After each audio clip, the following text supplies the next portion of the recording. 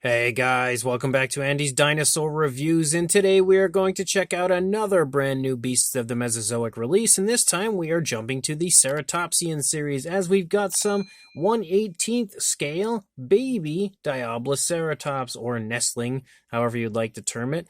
But you can see we have pretty much the same style of packaging like we usually do. Nice window area to see the figure. You've also got the species name over here, Ceratopsian series down at the bottom, Beasts of the Mesozoic up there at the top, and then some really nice artwork over here to the side showing off the art for the babies as well as their really cool color scheme. Love that color scheme.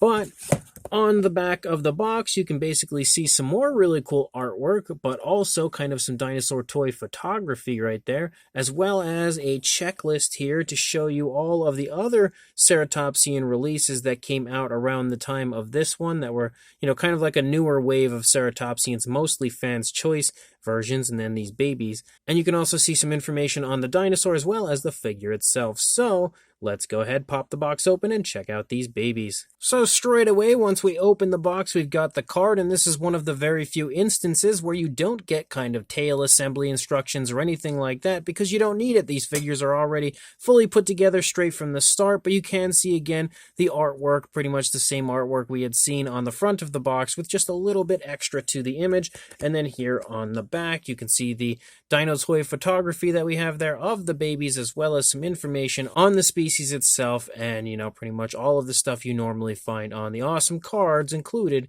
in the Beasts of the Mesozoic releases. And then we've got our babies, and we've got 3 all together in this group, and he just fell over because I don't think I have his feet positioned correctly. No, I don't. That leg's a little bit, well, I don't know. We got him in a bad spot, it looks like. There we go. Now we got him standing. And then we've also got lucky number 3. So for how small these are, that paintwork is really impressive. Like, it looks really good, really natural overall. But definitely a really cool release. I'm really psyched to have in general some hatchlings or nestlings from the Ceratopsian series, because it's something we haven't had up until this point. So without further ado, let's jump to a closer look at these right now. So we've got ourselves one of our little baby Diabloceratops, and you can see again he looks really cute, a little bit chubby, so he's definitely got a little bit of weight to him, which also makes him even more adorable, I would say. But as far as the overall texturing to the skin and everything that you see here on the face, I think it looks really nice. We've also got some variations of reds, as well as some slight areas of yellows kind of running along the jawline, and then you've got some black that kind of runs up here and around the eye socket and heads out toward the snout of our Ceratopsian. The beaks are very nicely painted, as well as we have a nice glossy, kind of a dark gray. Maybe it's a black, actually. It might be a black. If it's a gray, it's a very, very dark gray. We've got an articulated jaw, and boy, does that ever open wide. That might be one of the widest mouths on any of the Ceratopsian series figures. You can see the tongue there on the inside of the mouth. You can also see a nice realistic tone of color used for the inside of the mouth, and a pretty nice gloss coat added there on the inside of the mouth as well. And that is really, really smooth. Like, that works very nicely.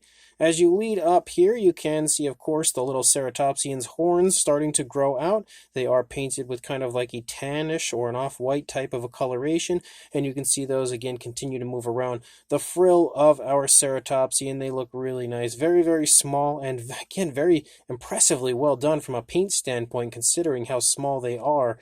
You can also see that we have more of those black tones moving along the upper part of the frill, giving it some nice color variation, also kind of a flashy coloration overall, flashy sort of a design. We do have articulation in the neck. You can move the neck left, right. We can also go up, down. Not a whole lot as far as a range of movement on these guys, but I mean, I don't know how much of a range of movement in general a Ceratopsian could have in the neck region, but it definitely, moves around pretty decent bit. You can also swivel them, get some nice head tilts and stuff going. So, yeah, I would say the articulation's actually pretty decent for that area. As we move down here to the lower jaw, you can also see that we have a light tone, kind of like an off-white here running along the underside of our little baby Diabloceratops. As you move back into the body, you continue to have those reddish tones. You also have those black patterns moving through the course of the body. But up here on the top, you have kind of like some dark yellows that begin to pick up here, and just kind of like big spots of those dark yellows. And as you move back, you get a little bit of a bright brighter variation of yellow as you get into like the hip region area. You can make out the spinal column there running along the top of the ceratopsian as well, and the skin texture looks really nice. As you move through the course of the figure, you can really see how nice the skin texture looks. We have more of that patterning moving down the front leg as well as the rear leg, actually. You can see the foot looks really nice from a sculpting standpoint, or you used to be able to before my camera lost its focus. The nails are painted with a similar coloration as far as like that kind of off-white like we see on the underside as well as on the horns. We do have more articulation right here as you've got shoulder articulation as well as the elbow articulation, giving you again some nice posability for your figure. As you move into the midsection, you also have some areas of articulation here as you've got a nice little section of midsection articulation that you can move around and give you a little bit extra, not a whole lot as far as the midsection of any articulated figure normally, but you definitely get a little bit of articulation there. You can also make out the hip bone right there, and then as you lead down, you again have more articulation as you've got the hip as well as the knee. There we go. We can move the knee, and then you also have the ankle, and that as well can swivel. I'm pretty sure the knee probably could. Maybe. I'm not too sure. But again, giving you more articulation. Yet again, the toes are sculpted nicely. Nicely painted toenails. We have a little area of black there, right there on the foot as you lead down into the toes. And then you lead up into the tail. Nice small tail. More of that red, more of the patterning moving out. And then again, more of that lighter tone here on the underside. And you've got one last area of articulation just to kind of move your tail around all over the place. So definitely a really cool figure. Really nice baby version of a Diabloceratops, and obviously it's a perfect companion piece to go with the adult version we already have. Now, we also have two more. Now, the only thing that I can say that I personally would have preferred on these would have been, and I know it would have been a little bit more, time consuming for the people making them and everything for the factory that produced them, but I would have liked to have seen the babies have maybe a slightly different patterning to them or some sort of slightly different design just to differentiate them from each other, because they honestly are basically just clones of each other. And it would have been cool to see a little bit of difference between each of the babies just to give them some sort of individuality. And again, they all look the same to me. I'm not noticing anything really different about them. The patterns look exactly the same to me. The tones of color, everything looks pretty much the same, but they do still look absolutely awesome. And again, I'm really excited to see them with the adult version of the Diabloceratops, so let's go ahead and check that out right now. And here we have the adult now with the babies, and how awesome do they look together. And I love the fact that the babies have a coloration where it looks like, it could, sort of transform and transition into the coloration of what we have for the adult. They definitely did a great job as far as choosing the color schemes that work really nicely for the babies, again, to look like it could be the coloration of the adult as time goes on, and they just look as epic as it gets together.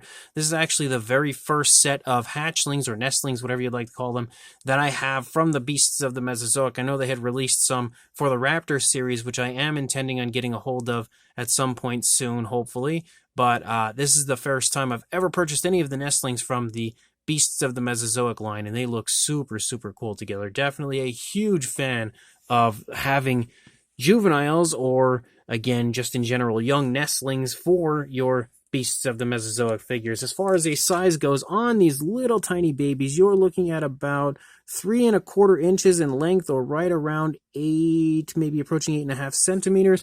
And then for a height, the highest point would probably be the back. You're looking at about 1 1/4 inches, or a little over 3 centimeters, maybe approaching 3.5. For another size comparison, there is Mr. Papo T-Rex, the Attack Pack Colovosaurus, and Robert Muldoon from the Mattel Jurassic World toy line next to our baby Diabloceratops. And you can definitely see, again, they are very small, exactly as you would expect them to be. But man, do they look so nice as far as their paint apps go. Like, I love the slight shine they've been given. Kind of like a slight satin shine really makes them stand out. But for another comparison, there is the Zuniceratops, one of the smallest of the Ceratopsian series up until these nestlings, but a good bit of a size difference between these figures. For another comparison, there is a Mattel Mini Ceratosaurus hiding within the babies there right in the center to show you that these are definitely right there in that minifigure size range. But for yet another comparison, there is a Kenner Hatchling Triceratops next to our Diabloceratops. So that really should put into perspective, I think, the smaller size of these Nestling Diabloceratops. But for one final comparison, there is the 1/35th scale version of the Tyrannosaurus Rex next to our 1/18th scale Nestling Ceratopsian Series Diabloceratops. And again, a really popular release with the T-Rex, the 1/35th scale version, so it was one I felt like would be a good one for a comparison. So these brand new beasts of the Mesozoic Ceratopsian Series Nestling Diabloceratops figures are really adorable, honestly, like super cute. But at the same time, as cute as they are, they're also really nice and very realistically done. The sculpts are great, they give them that kind of like small, pudgy sort of a look, and they obviously have a lot of features that you would find on baby versions, like the proportions are a little bit different compared to what you would see on an adult, and of course you have the little bit larger head. You also have the smaller horns and stuff, and that all looks great. You also have a really nice application of paint for them. They all have really nice, very appealing looking colors, very smooth application, and they all genuinely look like they are the type of coloration that would transition into the colors that we saw on the adult, which is also a really nice touch. On top of all of those aspects, you've got some really nice articulation, not quite as much as you normally do on a Ceratopsian series release, but of course that's because they're a lot smaller, but the articulation that is given to them is really nice, very smooth as well, just like everything else when it comes to a Ceratopsian series release. The only thing I can say is I wish the patterning would have been slightly different on each one, just to kind of give them their own individuality, but overall these are absolutely awesome and a great addition to the Diabloceratops if you already have the adult. If not, I would definitely recommend grabbing the adult and the babies to complete the family. So if you are interested in picking these up, I will include a link in the description to where you can do that on the Creative Beast Studio website. So make sure you check that link, go grab these gorgeous little baby Nestling Diabloceratops, and like, comment, and subscribe, and I will see you in the next review. Thanks for watching.